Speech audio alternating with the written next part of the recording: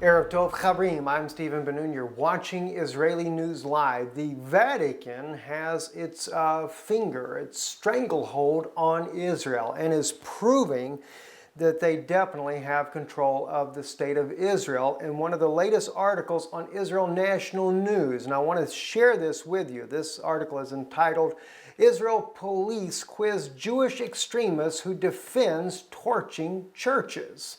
Now, I'm not into torching churches, don't approve of anything like that, but I will say one thing, that if the Israeli government was governed according to the way that God had intended them to do, there would be no churches in Israel, because why? God clearly demanded that the altars of Baal be torn down. And that's the one thing that does please God. But as far as torching, no, it should be something that the government is involved in. Every king that ever came along that was a righteous king did do away and tore down all of the altars that were to Baal. Let's read the article here, though. This is from Jerusalem AFP. Israel police questioned Tuesday a Jewish extremist leader who condoned torching churches amid an uproar over recent hate crimes, including the deadly firebombing of a Palestinian home. Benzi Gopstein, who heads a far-right group called Lehava, has not been linked to any recent attacks, but his comments regarding churches came at a time of heightened sensitivity over Jewish extremism and drew outrage from Roman Catholic officials.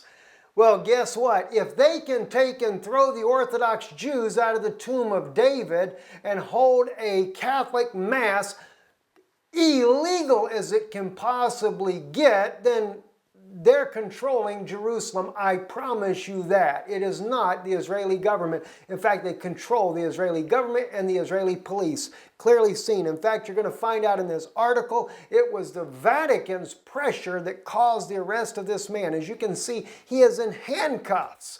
Handcuffs because he stressed an opinion, a biblical opinion, no less.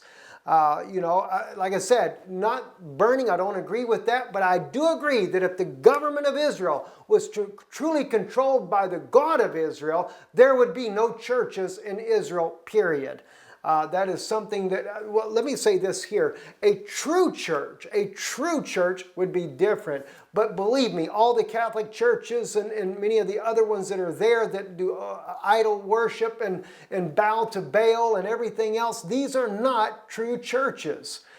So yes, these pagan altars should be removed, and the government should be the one that would stand up and do it. Maybe one day God will give a king that will actually make that stand. Of course, biblically, we know that won't happen. Let's look at the article some more. Police spokeswoman Luba Samari and said Gopstein had been called for questioning about his comments regarding the burning of churches. Looks like to me he was put under arrest. You don't call someone in for questioning and then handcuff them and escort them into the police station.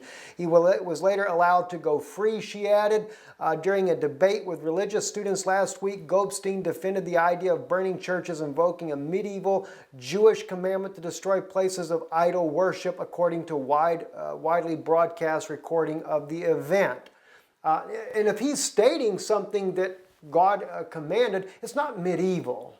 This was something that was a command of God. The Jewish laws, you put marriage laws in your laws in Israel, that we should stand up for that there. And this man is not allowed to speak his own free will? There is no freedom of speech in Israel? Of course not. If it says something against the Catholic Church, there's definitely not a free speech. Anyway, it says here in the article, a former complaint to Israeli Attorney General Yehuda Weinstein was later filed by the body in charge of Catholic properties in the Holy Land. Okay, in a letter seen by AFP Monday, the custodian of the land called for Gopstein to be prosecuted and for Lehava to be outlawed. Imagine that. Outlaw an organization only because they express an opinion. He didn't burn any churches, and he's not, oh my gosh, this is crazy. Gopstein's lawyer, Itmar Ben-Gavir, speaking on public radio, said, our client has been summoned to interrogation in the wake of pressure from the Vatican. Who's in control? What does he say next? I ask myself what the next step will be. Will the Pope to decide to file charges? I'm telling you, the Vatican is controlling Israel.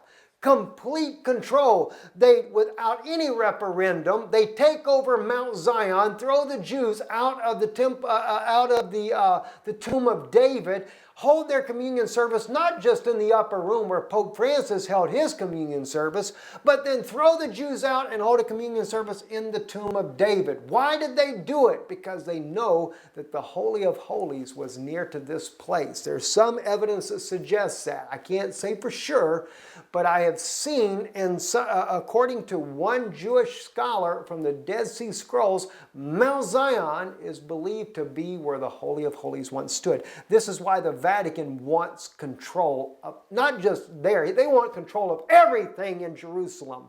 They're building a checkpoint on Highway 1 from Tel Aviv to Jerusalem. For what purpose? What purpose are they doing this for? Because they're internationalizing Jerusalem so Rome can have all of Jerusalem for themselves. It'll be the fourth international city that doesn't pay taxes and all the other kind of stuff that goes with it that Rome does, like London and like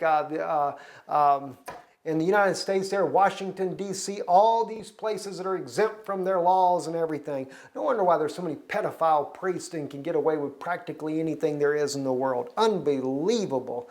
Israeli prosecutors have charged 3 Israeli extremists in that case. That's something different altogether. Lehava claims to fight for Jewish identity, in particular by opposing marriages between Jews and Gentiles. A Catholic official said Sunday an assembly of churches in the region had filed a complaint with police over Gopstein's comments. It is very sad to say the least there. And by the way, any Jewish people that happen to catch this broadcast here, the Pope Francis is fulfilling biblical prophecy right in front of your eyes on a regular basis. The prophecy of Obadiah where he says that you will drink, and I'll pull that up for you just real quick. Many of the listeners here on Israeli News Live are very much aware of this, heard this many, many times before. But I think it's worth saying it because you never know when somebody's going to pick up this broadcast for the first time, and it's important that you be made aware of what Rome is doing there in your land, in the land of Israel that belongs to the Jewish people, not to the Vatican. Says for thy violence. Okay, wait a minute. Let's go further down here. There's only one chapter in Obadiah there. It's right here in verse 15. For the day of the Lord is near upon all the heathen, as thou hast done, and shall be done unto thee. Thy reward shall return upon thine own head. For as you have drunk upon my holy mountain, so shall all the heathen drink continually. Yea, they shall drink, and they shall swallow down, and they shall be as though they had not been.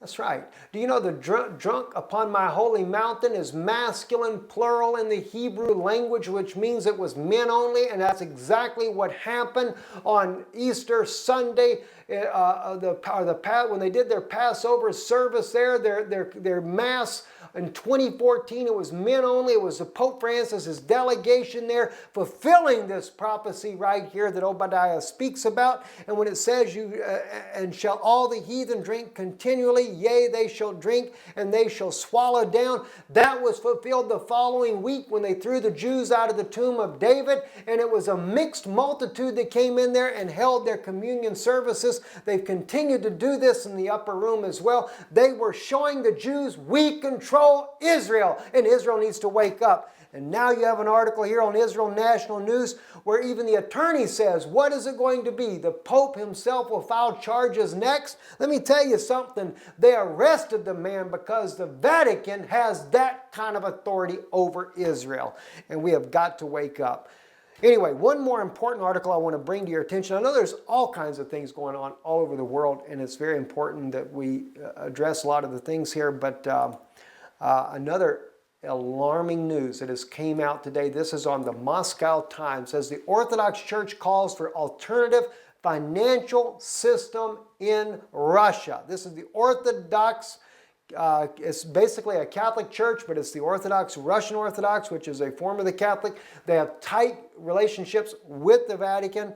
It says, as the Russian economy reels from low oil prices and Western sanctions, the country is seeing rising interest in Orthodox financial solution. An Orthodox financial solution. That's exactly what the Pope of Rome has been calling for. Pope Benedict said that the Catholic Church should run the world financial institution. Oh my gosh. So it says here, the Russian Chamber of Commerce and Industry, through its support behind a so-called Orthodox financial system development under the aegis of the Moscow Patriarchate, and strongly resembling the better known Islamic financial system. The chamber. You don't think that the Catholic Church and the Muslim religion don't have ties together? Sure they do. They're one and the same. They're created by the Catholic Church. The Chamber of Commerce oh my gosh, let me get back to where it was here. The Chamber of Commerce and the Industry supports the creation of the Orthodox financial system and ready to provide its platform for detailed and professional discussion of these questions together with the relevant committees of the Chamber. The Chamber's press service and reported last Friday after a meeting between its chairman Sergei Katrian and Volod Chaplin, a senior Orthodox cleric overseeing the project. Now, during a time of crisis when the access to financial resources is limited because of its sanctions, we are finally being heard and society has reacted positively to our proposal, said Dmitry Samilio, and the coordinator of the working group created the Orthodox financial system at the Moscow Patriarchate's Department of External Church Relations. Based on Russian law, the Orthodox morals, and Russian business traditions, the Orthodox financial system is designed to be resilient to world crisis and help reduce Russian reliance on the Western banking system, the project's authors said. The Russian economy is expected to contract by about 4% in 2015 due to the dropping oil prices and restricted access to Western finance as part of the sanctions package imposed last year against Russia over its role in the Ukraine conflict, which, by the way, the Ukraine conflict is still raging on in Ukraine, as the world probably seems to sit silent over there, and nothing is really being done about it. The United States wants it to happen. They're going to make sure it happens. The Vatican wants the land. It's their lust for the land that they want over there, and they're determined to actually do something about it. Anyway, I'm Stephen Ben-Nun. You're watching Israeli News Live today.